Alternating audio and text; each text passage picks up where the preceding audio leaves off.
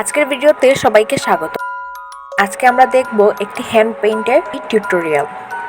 আমি একটি মান্ডালা ডিজাইন করেছি, মোটামুটি গর্জিয়াস করে কাজটা করার চেষ্টা করেছি। ডিজাইনটি আমি কাপড়ের উপর এঁকে নিয়েছি, তারপরে আমি পেইন্ট নিয়ে ডিরেক্ট পেইন্ট করছি। আর যতটুকু সম্ভব হয়েছে আমি ব্রাইট কালারগুলো ইউজ করেছি। মোটামুটি এন্ড রেজাল্টটা ভালোই আসছে। আপনারা চাইলে অবশ্যই কালারে অনেক চেঞ্জ করতে পারেন, ডিজাইনে চেঞ্জ করতে পারেন, বাট প্রসেসিংটা এরকমই রাখতে পারেন। আজকাল এসব ডিজাইন অনেক বেশি চলছে, সবাই খুব পছন্দ করে।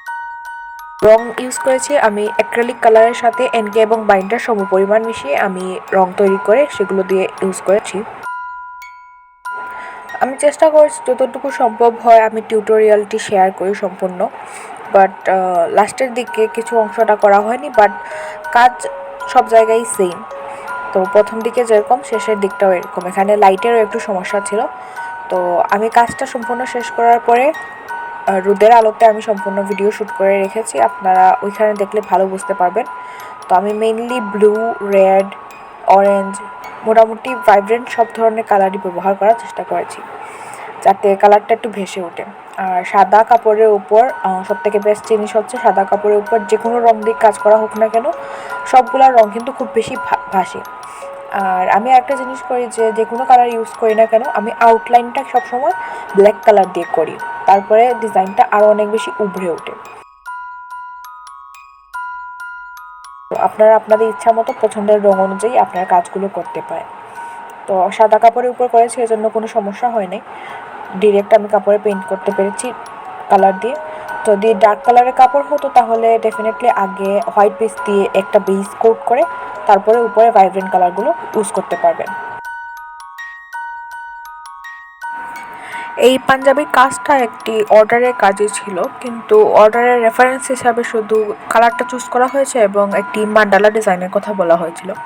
তো ডিজাইনটা আমি গুগল থেকে নিয়েছি এবং নিজের ইচ্ছা মতো একটু কাস্টমাইজ করে নিয়েছি যাতে আমার পেইন্ট করতে সুবিধা হয়। তো গুগলে প্রচুর প্রচুর পরিমাণ আপনারা কালেকশনস পাবেন ডিজাইনের, মান্ডালা ডিজাইনের, প্লাস আরও অনেক ধরনের। আপনারা গুগলে সব কিছু পেয়ে যাবেন। জাস্ট এই ডিজাইনের জন্য আপনারা সার্চ করতে পারেন যে mandala design or half mandala design, সব কিছু আপনারা পেয়ে যাবেন।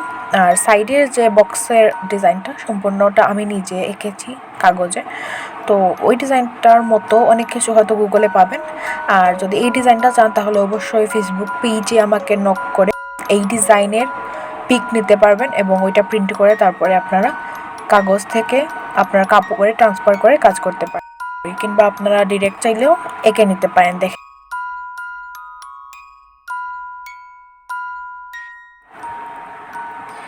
ভিডিওটি যদি ভালো লাগে তাহলে অবশ্যই ভিডিওটি লাইক করবেন, এবং আপনারা যদি হ্যান্ড পেইন্টের সাথে যুক্ত আছেন কিংবা হ্যান্ড পেইন্ট ভালো লাগে তাহলে অবশ্যই আমার চ্যানেলটিকে সাবস্ক্রাইব করে রাখবেন।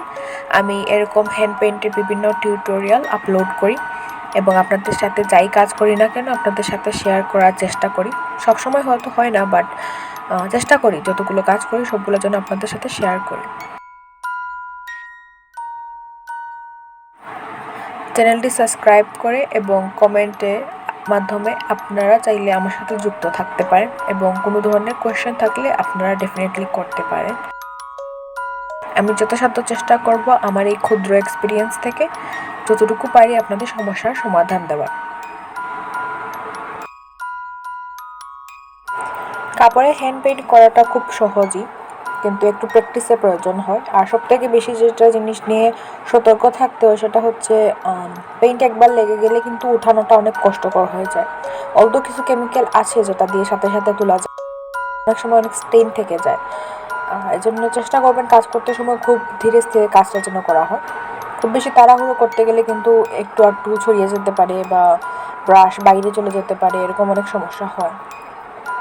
তো এরকম সমস্যা হলেও অবশ্যই পেন্ট রিমুভ বার আছে যেটা রং শুকানোর আগেই আপনি মুছে ফেলতে পারবেন কালারগুলো। আর যদি না থাকে তাহলে ডেফিনেটলি আপনি একটু সাবধানে কাজ করবেন। আর পাতলা ফাইন স্ট্রোকের জন্য অবশ্যই ভালো ব্রাশ ইউজ করতে হবে। আমি আউটলাইনের জন্য কিংবা এই যে ছোটো ছোটো সূক্ষ্ম কাজের জন্য আমি সবসময় 0 সাইজের তুলি ব্যবহার করি, রাউন্ড 0 সাইজ। আর যে কোনো কোম্পানি ইউজ করতে পারবেন। আর এখানের মধ্যে একটু বড়ো ডিজাইনগুলোর জন্য আমি ইউজ করেছি 2 নাম্বার সাইজ রাউন্ড ব্রাশেরই। তো আমি সম্পূর্ণটা শ্যুট করতে পারিনি, বাট রাত্রেই যখন শেষ করা হয়েছিল সম্পূর্ণ কাজটা, আমি এখানে একটু ক্লিপটা দিয়ে দিয়েছি। রোদের মধ্যে আমি পরের দিন আবার শ্যুট করেছি। এই যে এটা হচ্ছে ফাইনাল রেজাল্টটা। এখানের মধ্যে এক্স্যাক্ট কালারগুলো বোঝা যাচ্ছে, একটু 19-20 হবে, বাট টোটাল রেজাল্টটা কিন্তু অনেক অসম এসেছিলো। মোটামুটি সবারই পছন্দ হয়েছে, আমার নিজেরও খুব বেশি ভালো লেগেছে। এখন পর্যন্ত সবগুলো পাঞ্জাবি করার মধ্যে এটা I think one of the best. আপনাদের কেমন লাগলো অবশ্যই আমাকে কমেন্টে জানাবেন।